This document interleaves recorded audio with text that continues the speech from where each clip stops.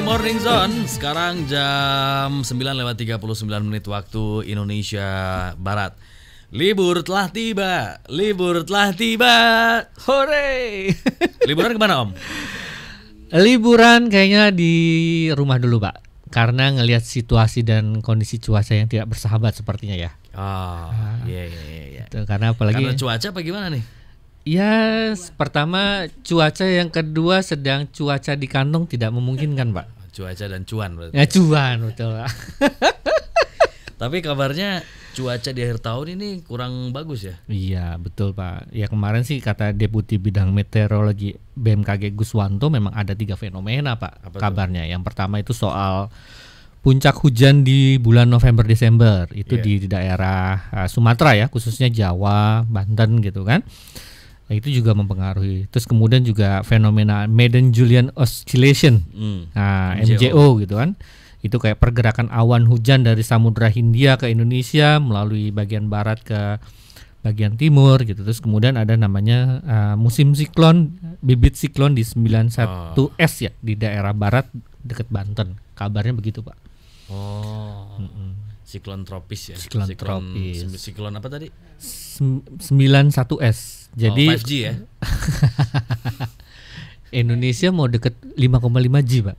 Iya. Tahun depan kan. Tambah kencang lagi tuh ya. Tambah kencang lagi, Pak. Oke, jadi 3 faktor ini yang menyebabkan cuaca ekstrim terjadi di akhir tahun. Iya, betul. Seperti sebenarnya kita juga mulai merasakan ya, di mana hujan di saat-saat ini kok disertai angin yang sangat kencang gitu kan. Terus kemudian kadang-kadang kita sedang jalan kok tiba-tiba anginnya kencang sekali gitu. Memang ini ada pengaruh-pengaruh dari fenomena-fenomena itu sih, Pak.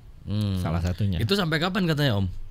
Kalau prediksinya sih sampai Januari, ya? awal Januari. Iya. Konon karenanya sampai awal Januari. Nah, ini kan juga ada modifikasi cuaca ya. Betul. Dari Pemprov Jakarta atau mungkin juga di daerah-daerah lain. Betul. Kalau di Jakarta ini udah masuk ke tahap 2, kabarnya 3 hari ini dari kemarin, hari ini berarti sampai besok tuh ya. Lumayan ngefek ya kayaknya ya. Seharusnya lumayan ngefek, Pak, karena penyemayan yang menggunakan garam ya, konon katanya kan, itu juga bisa mengurai awan-awan yang berpotensi hujan. Gitu. Jadi memang akhirnya hujan itu tidak deras gitu kan, terus juga durasinya juga tidak banyak. Terus akhirnya juga harapannya tidak terjadi banjir ya, karena kan konon katanya kan fenomena-fenomena ini mau mengakibatkan banjir juga di beberapa wilayah di Jakarta. Iya memang. Betul. Nah, jadi jelang Natal 2024 dan tahun baru 2025, Kemenhub menyiapkan posko rawan bencana. Jadi memang ini juga semua stakeholders ya. Ada Kementerian Perhubungan, kemarin Kementerian Pembangunan Manusia juga yang bekerja sama dengan BNPB, Pemprov, Betul. atau mungkin dengan Pemda bangun posko tuh, posko penanganan bencana. Jadi di posko itu semua dibahas, dibicarakan dan dipersiapkan apa saja yang dibutuhkan dalam menanggulangi bencana atau mungkin mitigasi yang dilakukan dari sekarang ya. Betul. Nah, jadi Kemenhub menyatakan bahwa ada posko penanganan bencana di titik-titik rawan longsor sepanjang jalan nasional demi kelancaran mudik Natal dan tahun baru 2025. Karena mungkin ada beberapa ruas jalan juga yang rawan longsor misalnya dan juga bisa menyebabkan akses terputus gitu. Ini kan juga krusial juga nih. Nah, rawan bencana yang disiapkan yang sudah dipetakan ada 108 posko di Sumatera, ada 108 posko di Sumatera, 48 posko di Pulau Jawa dan Bali, 65 di Pulau Kalimantan, 82 posko di Sulawesi, 57 posko di Nusa Tenggara dan Maluku, 33 posko di Papua.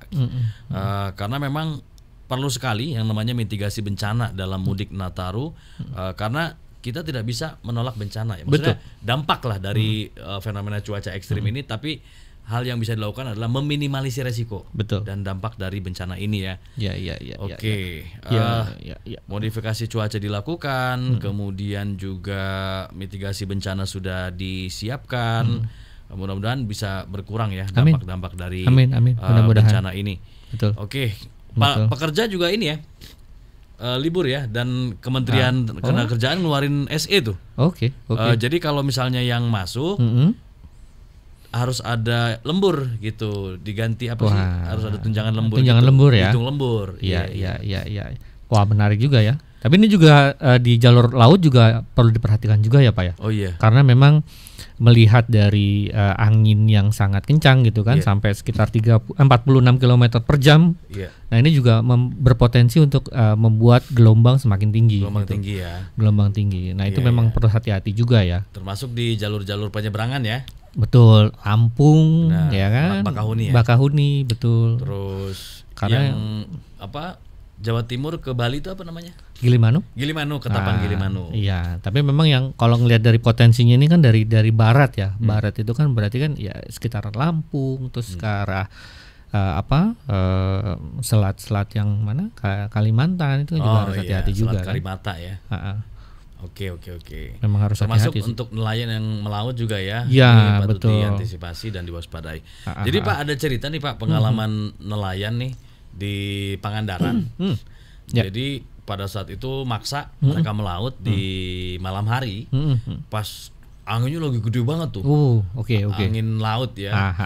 Gelombang tinggi segala macam. Nah, pas mereka ini pakai perahu-perahu biasa, bukan kapal-kapal yang gede, gitu, perahu nelayan standar lah. Iya.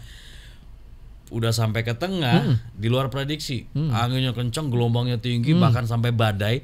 Itu mereka tuh kayak cuma takbir aja sepanjang momen itu terjadi tuh. Takbir, mata merem, wah udah nggak bisa ngapain. Benar. Ketakutan, nutup mata, sampai akhirnya beberapa jam mereka begitu. Badai berhenti, sampai daratan, mereka senang. Daratan ya, alhamdulillah udah selesai nih badai nih. Begitu kita menepi, begitu mendarat, kok lain bahasanya bahasa Inggris Pak. Udah sampai Pulau Christmas Pak di Australia. Masya Allah, luar biasa ya. Karena angin kencang itu Pak. Iya benar. Begitu pulang cerita, waduh kita antara mau sedih apa mau ketawa gitu ya. Iya. Nyampe banget ya. Orang kok ngomongnya udah lain bahasanya katanya. Di Pulau Christmas. Iya. Tapi paling tidak alhamdulillah selamat Pak. Alhamdulillah dalam selamat. kondisi seperti itu ya. Benar. Karena memang kita tidak bisa memprediksi pada saat kondisi-kondisi di lapangan, maksudnya di laut yang notabene adalah ya kita hanya setitik kalau misalkan apa ya di buih air itu kan setitik Pak. Bener. Gitu. Kita nggak bisa ngapain ya. Iya benar Pak. Gitu. Iya. Oke, cuaca ekstrim yang masih perlu diantisipasi.